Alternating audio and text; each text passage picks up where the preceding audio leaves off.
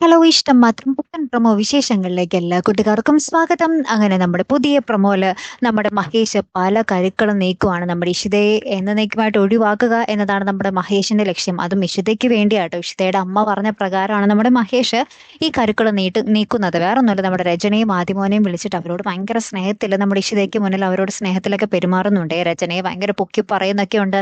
നിങ്ങളുടെ അമ്മ അങ്ങനെയായിരുന്നു ഇങ്ങനെയായിരുന്നു എന്നൊക്കെ നമ്മുടെ ചിപ്പുമോളോടും ആദ്യം മോൻ്റെ അടുത്തും ഇഷിതയ്ക്ക് മുന്നിൽ വെച്ച് നമ്മുടെ മഹേഷ് പറയുന്നുണ്ടേ. ഭയങ്കര സന്തോഷത്തോടുകൂടിയാ സംസാരിക്കുന്നത് കേട്ടോ. അപ്പൊ നമ്മുടെ രചന വിചാരിക്കും നമ്മുടെ മഹേഷിന് വീണ്ടും ഈ രചനയോട് ഇഷ്ടമായിട്ടാണ് ഇങ്ങനെയൊക്കെ പറയുന്നതെന്നായിട്ട് നമ്മുടെ രചനയുടെ ധാരണ.